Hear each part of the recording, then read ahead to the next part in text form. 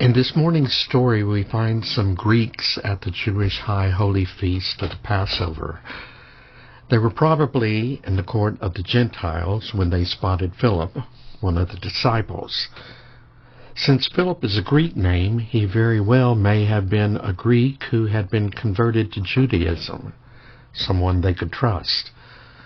But since they were Greek, they weren't allowed to go any further into the temple than the court of the Gentiles. But they wanted to see Jesus. It's a scene that has played out many times for the LGBTQIA+ community. We've approached the church with the simple request that we want to see Jesus. And if we're lucky, we're allowed to join in worship. But queer people aren't allowed all the privileges of their cisgender heterosexual counterparts in many of these churches. We can sit in the pews if we behave ourselves, but we aren't allowed to participate in any kind of leadership position unless, that is, we convert. Unless we renounce our same-sex attraction or our trans or non-binary identity and embrace cisgender heterosexuality as the only right way to live.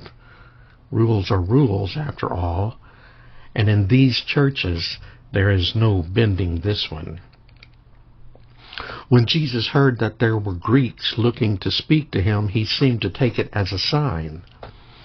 His mission had been to be a light to all people, according to the opening words of John's Gospel. And the approach of Greeks at the Jewish Passover feast looking to speak with him was a sign that he had indeed reached the point in his ministry that he had become a light to all people. And that meant his final hour had come. So he begins to talk about death, comparing himself to a grain of wheat that must be buried in the soil in order to reproduce. He begins to talk about his death, but not the same way the other three Gospels, Matthew, Mark, and Luke, portray him talking about it.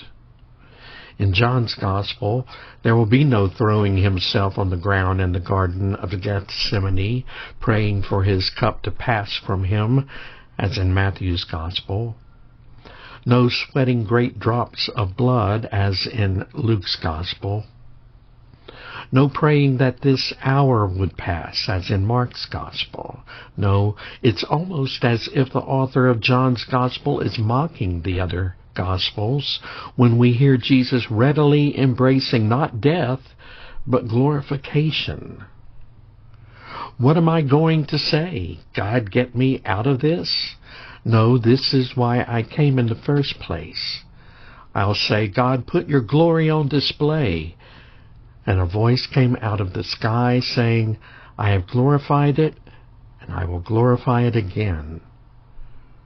Just 2 chapters earlier, the author of John's Gospel has Jesus confidently saying, no one takes my life from me, but I lay it down of my own accord.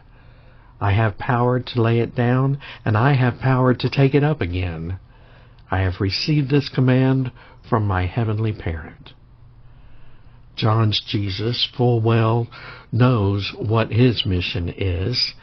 He gladly embraces that mission, even though it involves his death. He even seems to have foreknowledge of when that time is at hand. At the beginning of John's Gospel, when his mother tells Jesus to do something about the wine that has run out at the wedding of Cana, he resists, saying, my hour has not yet come.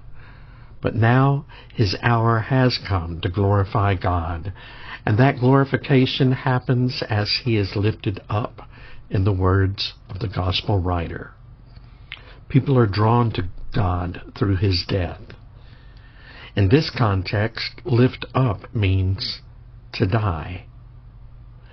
And Jesus tells his disciples, indeed anyone who claims to be a follower of him, Jesus tells them and us that we must also die in order to draw people to God. Because, after all, that's the only way that the wheat can bear fruit. by letting go of its seed self, burying it even, and being transformed into a plant that produces more wheat. And so the question for you and me during this season of Lent is, what needs to die in our lives? What do you and I need to let go of and lift up to God in order to draw people to Christ? Maybe it's the political division that's tearing this country apart. Maybe we need to stop demonizing a person, stop seeing them as an enemy if they vote differently than we do. And maybe it's not necessary to understand why they vote the way they do. Maybe we just need to love our neighbor. Maybe we need to put our outrage and divisiveness to death and lift up love. Or maybe our religious divisiveness needs to die. And I'm not just talking about anti-Jewish and anti-Islamic rhetoric, although that needs to stop too.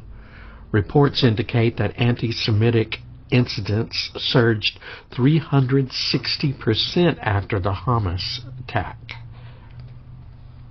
But there is also a divisiveness within Christianity's own ranks that needs to be buried. Instead of drawing people to Christ, churches are losing members in droves because of the vitriol that is being preached from pulpits. Instead of lifting up love as a way of existence, the Christian church is frequently busy relegating people to a 21st century version of the court of the Gentiles. And what about national divisiveness? If we look at immigrants with suspicion and spread lies that they are taking away jobs and increasing crime on the streets, we need to put that sort of rhetoric away. If we have been blessed by God, it's so that we can bless others, and we don't bless others with walls that separate us from them. We do it with bridges that reach out to them. We do it by putting to death our suspicious attitudes and lifting up love.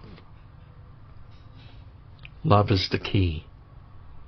If we're talking about transgender youth who are taking their lives because laws are being enacted against their existence and peers are beating them senseless, often in the name of a distorted image of God, then somehow love needs to enter the picture and be lifted up.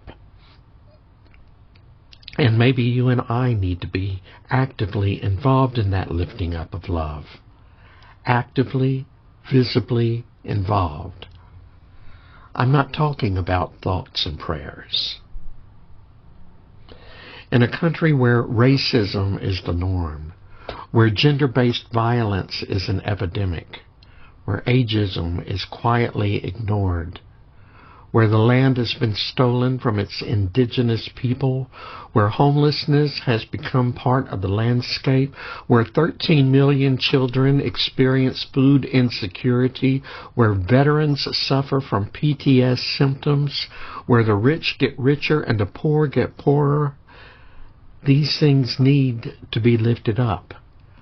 And by this I mean lifted up in the gospel sense of put to death. They need to be put to death and replaced with a sense of love in which the humanity of others is recognized. When we do this, we will draw people to God. Our hour has come. As followers of Jesus, our hour has come to put to death within ourselves and to lift to the light the things in the world that are keeping people from seeing Jesus. Love is more powerful than anything. Love wins even when evil powers stay in place. Even in this messed up world right now, love is still victorious. Love is still the dominant power and the ultimate reality. Love casts out the powers of this world, hate, fear, greed, and violence, and replaces them with healing, trust, and generosity. The question is not whether it will succeed, but which side we're on. Amen.